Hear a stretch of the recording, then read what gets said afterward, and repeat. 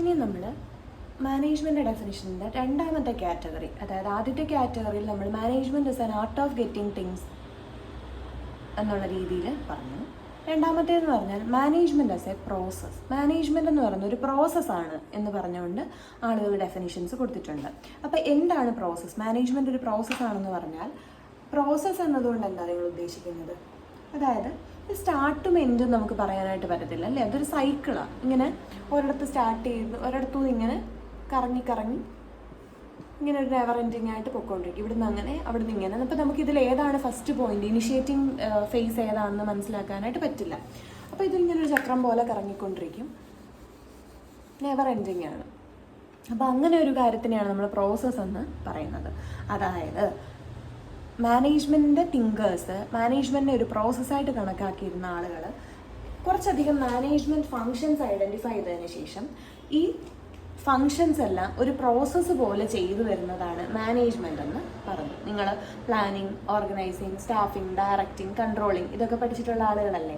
ഈ രീതിയിൽ കുറച്ചധികം മാനേജ്മെൻറ്റ് ഫങ്ഷൻസ് ചെയ്തു പോകുന്നു, സ്റ്റെപ്പ് ബൈ സ്റ്റെപ്പായിട്ട് ചെയ്തു പോകുന്ന മാനേജ്മെൻറ്റ് ഫങ്ഷൻസിൻ്റെ കൂട്ടമാണ് മാനേജ്മെൻറ്റ് എന്ന് പറയുന്നതാണ് മാനേജ്മെൻറ്റ് ആസ് എ പ്രോസസ്സിൽ വരുന്ന ഡെഫിനിഷൻസ്. അതായത് നിങ്ങൾ പ്ലാനിങ് പഠിച്ചിട്ടുണ്ട്. Planning, organising, staffing, directing, controlling, വീണ്ടും പ്ലാനിങ്, ഇങ്ങനെ പോകുന്ന ഒരു നെവർ എൻഡിങ് പ്രോസസ്സാണ് മാനേജ്മെൻറ്റ് എന്ന് പറയുന്നത്.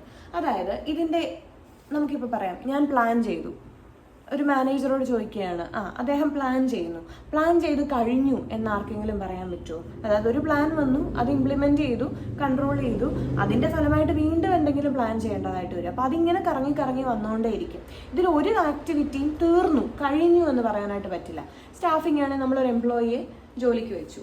അയാൾ ജോലിക്ക് വന്നിട്ടുണ്ടെങ്കിൽ അയാൾ പിരിഞ്ഞു പോകുമ്പോൾ അടുത്ത എംപ്ലോയി അവിടെ വരണം, അല്ലെങ്കിൽ അയാൾക്ക് സാലറി കൊടുക്കണം, അയാളെ അവിടെ നിലനിർത്തണം, പല ആക്ടിവിറ്റീസ് ഉണ്ട്. അപ്പോൾ ഇതൊന്നും ഒരിക്കലും കഴിഞ്ഞു എന്ന് പറയാനായിട്ട് നമുക്ക് പറ്റില്ല. ഇതിലൊരു ഫങ്ഷൻസും ഇതിൻ്റെയൊക്കെ ബിഗിനിങ് എവിടെയാണ്, എൻഡ് എവിടെയാണെന്ന് ഐഡൻറ്റിഫൈ ചെയ്യാനും പറ്റില്ല. ഇങ്ങനെയുള്ളതിനെയാണ് നമ്മൾ പ്രോസസ്സ് എന്ന് പറയുന്നത്. ഒരു ചക്രം പോലെ ഇങ്ങനെ പൊയ്ക്കൊണ്ടിരിക്കും, അതിൽ ഓരോരോ സ്റ്റേജ് കാണും. ഇതിൻ്റെ എൻഡും ബിഗിനിങ്ങും ഒന്നും നമുക്ക് ഐഡൻറ്റിഫൈ ചെയ്യാനായിട്ട് പറ്റില്ല. അപ്പം മാനേജ്മെൻറ്റ് തിങ്കേഴ്സ്, മാനേജ്മെൻറ്റ് പ്രോസസ്സ് എന്ന് പറയുന്ന ആളുകൾ കുറച്ചധികം ഫങ്ഷൻസ് ഐഡൻറ്റിഫൈ ചെയ്തിട്ടുണ്ടായിരിക്കും. ആ ഫങ്ഷൻസ് ഓരോന്നും സ്റ്റെപ്പ് ബൈ സ്റ്റെപ്പായിട്ട് പെർഫോം ചെയ്യുന്നതാണ് മാനേജ്മെൻറ്റ് എന്ന് പറഞ്ഞിട്ടുണ്ട്. അതിൽ നിങ്ങൾക്ക് അറിയാവുന്ന വളരെ ഫെമിലറൈസ് ആയിട്ടുള്ള നല്ല പരിചയമുള്ള ഒരാളുടെ പേര് പറയാമോ നിങ്ങൾക്ക് മാനേജ്മെൻറ്റിൽ? അത് നിങ്ങളുടെ ഹെൻറി ഫയോൾ തന്നെയായിരിക്കും അല്ലേ? അപ്പം ഹെൻറി ഫയോൾ പറഞ്ഞ ഡെഫിനിഷൻ ഓഫ് മാനേജ്മെൻറ്റ്. അപ്പോൾ ഹെൻറി ഫയോള് പ്രോസസ് വ്യൂ പോയിന്റിലാണ് ഡെഫിനിഷൻ തന്നതെങ്കിൽ ഒബ്വിയസ് ആയിട്ട് നിങ്ങൾ ഓർക്കേണ്ടത് അതിനകത്ത് കുറച്ചധികം ഫങ്ഷൻസ് അദ്ദേഹം പറഞ്ഞിട്ടുണ്ടായിരിക്കും, മാനേജ്മെൻറ്റ് ഫങ്ഷൻസ്. അതെന്തൊക്കെയാണെന്ന് നോക്കിയേ. To manage is to forecast and plan, to organise, to command, to coordinate and to control. ഒന്നുകൂടെ പറയാം. To manage is to forecast and plan, to organise, to command, to coordinate and to control. അപ്പോൾ എന്തൊക്കെ പറഞ്ഞു? കുറച്ച് ഫങ്ഷൻസാണ് പറഞ്ഞേക്കുന്നത് അല്ലേ? എന്തൊക്കെയാ functions? Planning ഉണ്ട്, പിന്നെ ഓർഗനൈസ് ഉണ്ട്, കമാൻഡ് ഉണ്ട്, കോർഡിനേറ്റ് ഉണ്ട്, കൺട്രോൾ ഉണ്ട്. അപ്പോൾ ഹെൻറി ഫയോളിൻ്റെ മാനേജ്മെൻറ്റ് ഫങ്ഷൻസ് ആണ് ഇപ്പം ഈ പറഞ്ഞേക്കുന്നതൊക്കെ. കേട്ടോ, മറന്നു പോകരുത്. ഹെൻറി ഫയോൾ നമ്മൾ പഠിക്കുന്ന planning, organising, staffing, directing, controlling ഒന്നും കൊണ്ടുവന്നത് ഹെൻറി ഫയോൾ അല്ല. ഹെൻറി ഫയോളിൻ്റെ മാനേജ്മെൻറ്റ് ഫങ്ഷൻസ് എന്ന് പറയുമ്പോൾ ഇതാണ്, POCQ ആണ്. Planning, organising, command, coordinate and to control.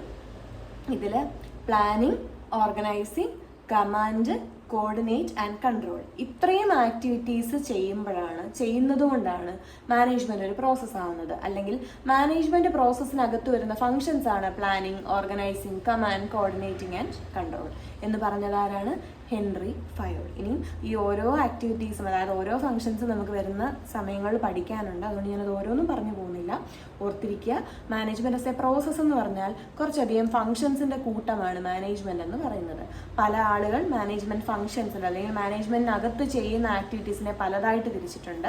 അതിൽ ഹെൻറി ഫയോളിന്റെ ഡെഫിനിഷൻ പ്രൊമിനന്റ് ആണ്. ഹെൻറി ഫയോൾ മാനേജ്മെന്റിന്റെ ഒരു പ്രപ്പോണ്ടർ എന്നുള്ള രീതിയിൽ, അല്ലെങ്കിൽ മാനേജ്മെന്റ് നമ്മുടെ ആദ്യത്തെ നമുക്കറിയാലോ ക്ലാസിക്കൽ തിയറി സമയത്തൊക്കെ ഉള്ളതാണ് ഹെൻറി ഫയോൾ എന്ന് പറയുന്നത്.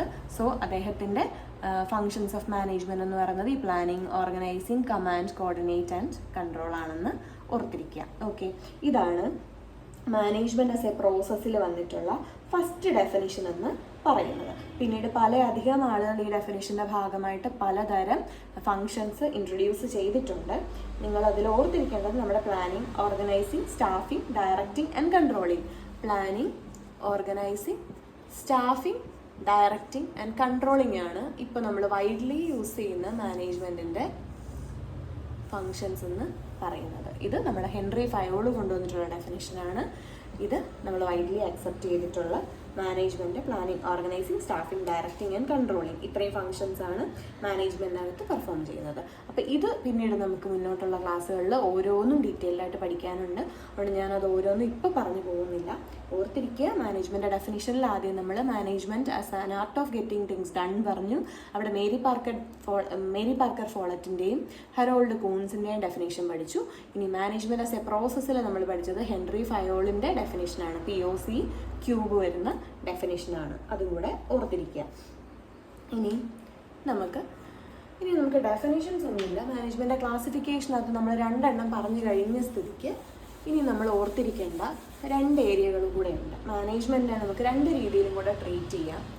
മൂന്നാമത്തേതെന്ന് പറയുന്നത് is a group of managers.